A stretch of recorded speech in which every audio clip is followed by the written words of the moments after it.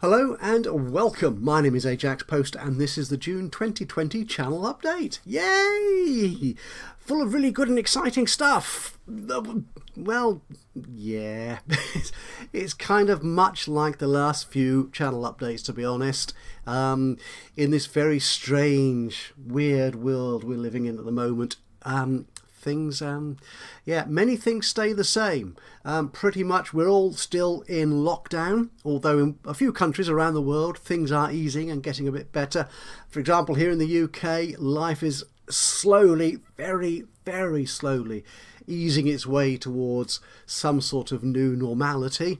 Again, I think really all I want to say to you about this is I hope you're all keeping well and safe, that you're looking for and observing the evidence-based guidance that you can find for your country.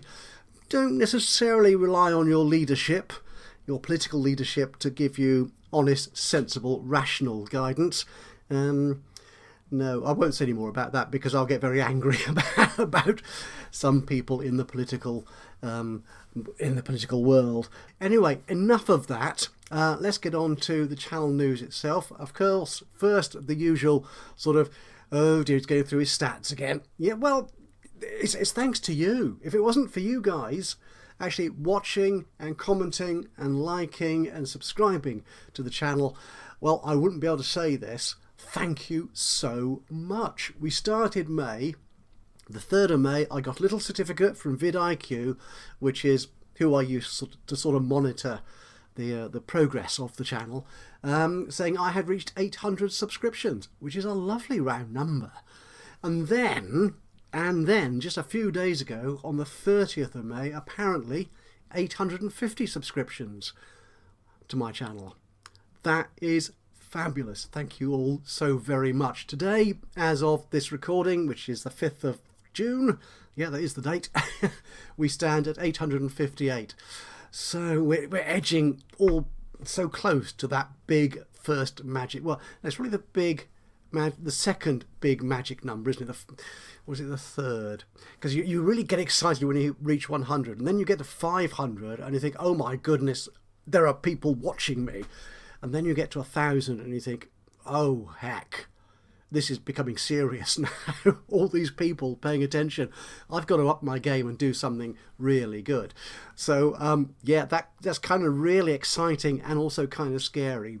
But I am just so excited and appreciative and humbled by the fact that so many of you are willing to spend time watching and commenting and subscribing to the channel. Thank you all so very, very much. And more news on that towards the end of this little update.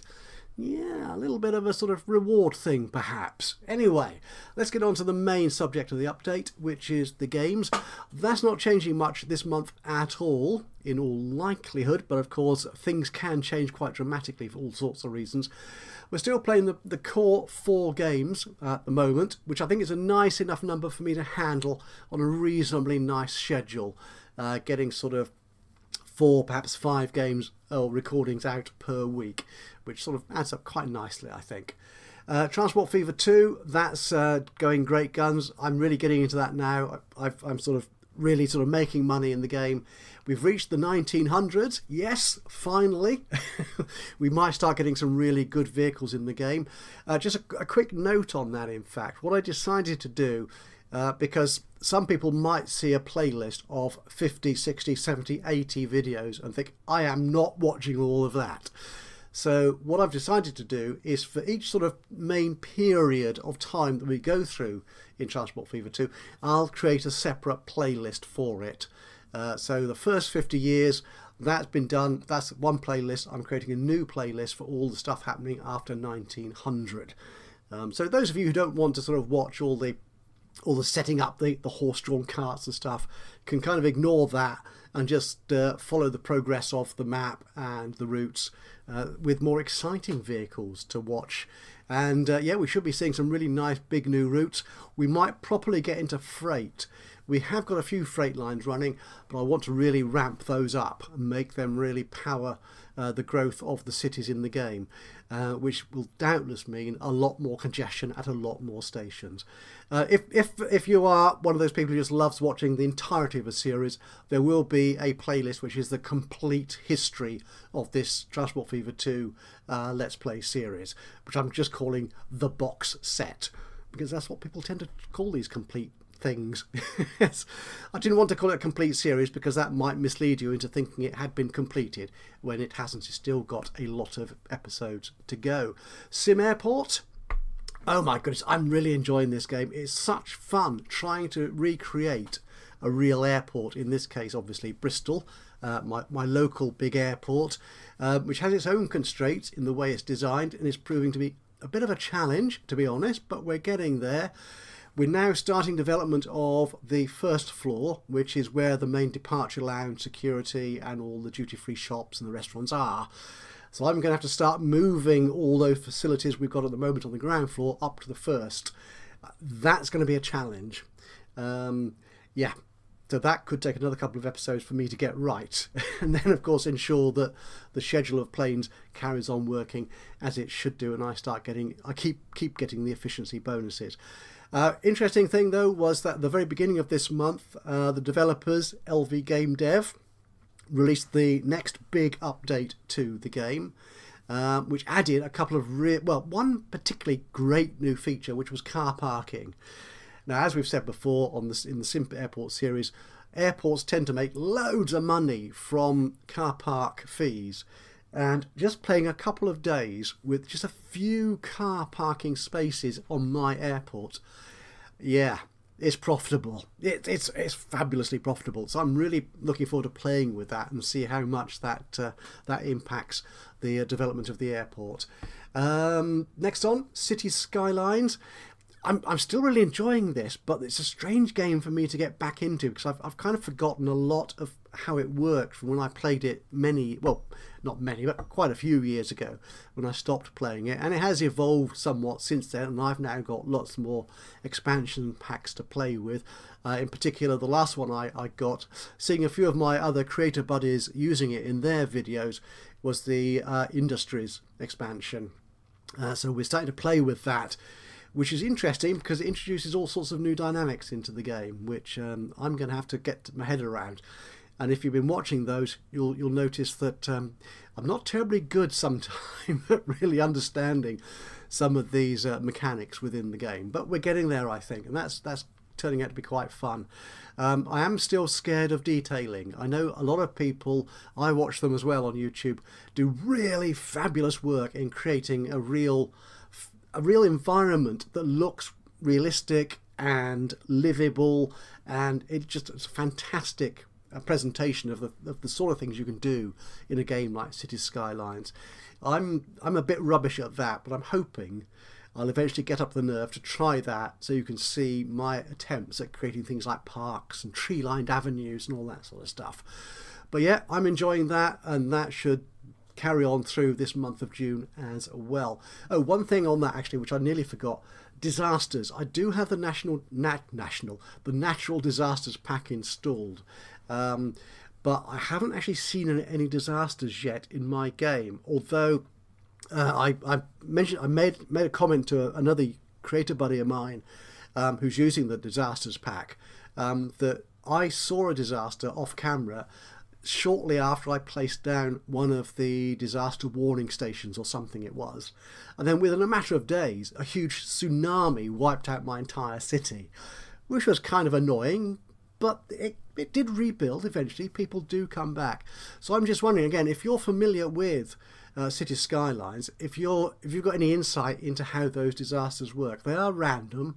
I do have the setting reasonably low, but I'm just wondering if I actually need to place one of the assets, one of the buildings to do with disasters before they start affecting my city, or if I just have to wait it out and hope they will eventually turn up and wipe out my beautiful tree-lined avenues, which I haven't created yet. But anyway, yeah, so that's City Skylines. That's going to carry on as well. Computer Tycoon, oh my goodness, I do this every time I start a series of Computer Tycoon, and this is the third one that I've done. And I always start off reasonably positive. I make a good first year or two, and then things all go horribly wrong, and I'm on the verge of bankruptcy. And that's what happened in the last episode of the current series. I am recovering. I haven't played it forward too much as yet, but I think I can regain my bank balance and get back into developing and marketing computers again. So that should be able to carry on. I really don't want this series to finish within 3 or 4 episodes, because I simply cannot make enough money out of selling my particular virtual computers within the game. So yeah, that one's going to carry on too, and I just hope I can be successful at it under a more challenging difficulty level. I'm actually going hard on the game at the moment, which I don't usually do in many games, to be honest, because I'm not always that good at them. I just love playing with them. I'm not one of these who goes hell for leather for skills, objectives and achievements.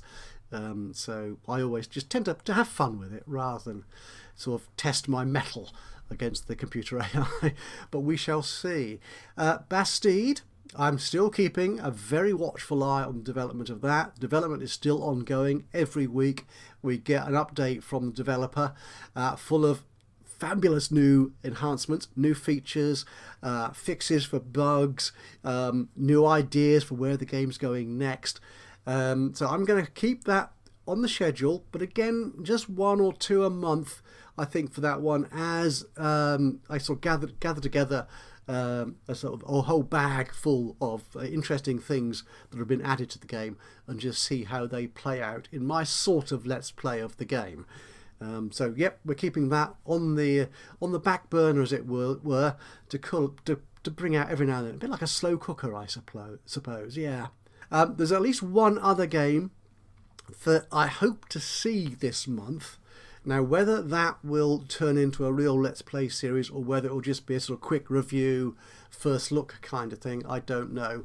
Again, I'm just waiting on news from the developer as to when I can create some content for it to put up for you to watch. It's going to be a little bit different to the other games that I'm playing at the moment, but it does hark back to one of the games I played quite early in the life of this channel. So, but yeah, no other clues, but I'm looking forward to that. It should be interesting. Whether it'll work on the channel, I'm not sure yet, but we'll give it a go.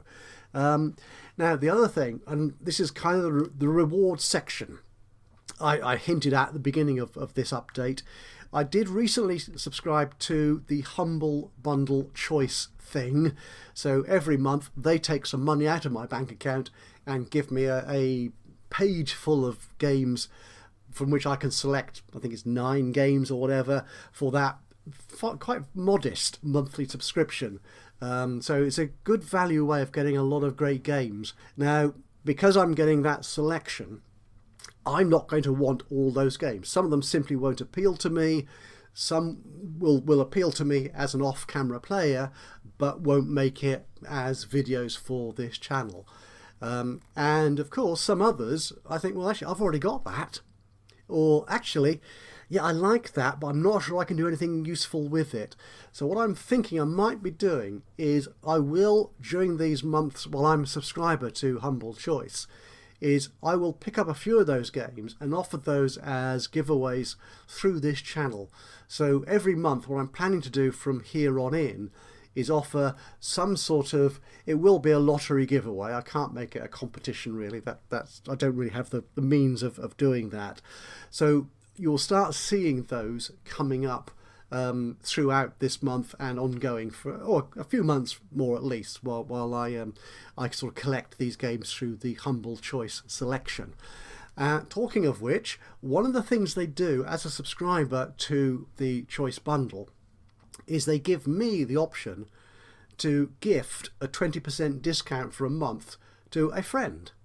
So I thought, in addition to those sort of giveaway games, what I might also do is have a sort of second prize, if you will, for those giveaways, which is a monthly 20% discount on the Humble store. And Humble is a great place to get games. I've used it several times. They're always reliable. I have no problems buying stuff from them. I've never had any issue with redeeming the keys from there. And the prices are, if not always the lowest, they're always very competitive. and with a 20% discount as well, sounds like it could be a good deal. The other thing, advantage of Humble to that as well, is they do take a small percentage of the price they charge as a donation to a charity. Now, if I remember the rules correctly, you can actually choose one of the charities to give that 5% to, or you can just let them take it and distribute it to their sort of collection of charities that they support through their store. And of course, if you buy anything through the game following one of my partner links, I will get a very small cut as well as a support for the channel, which would be nice. But yeah, you're under absolutely no obligation to use any of my links to buy stuff from Humble. That's up to you. If you feel it'd be good for you to get a good price through them, to offer money to provide money for charity and a little bit of a slice for the channel as well, then that would be wonderful. So look forward to that as well. We'll start offering more regular lottery giveaways on the channel. I'm hoping at least one a month to do, and yeah, we'll see how that pans out. So that's it for the channel update for June. Thank you so much for watching this particular video, and of course for staying with the channel for all these months. And to those new subscribers, welcome. I hope you enjoy the upcoming month of goodies, and enjoy staying with me for however long I can keep you entertained. So for now, stay safe in this weird time that we're living in. Help protect your community by following all the appropriate guidance from the scientific communities as to where your country is in this particular virus scenario that we're going through. And yeah, I will see you again soon. But until then, from me, Ajaxpost, bye bye for now.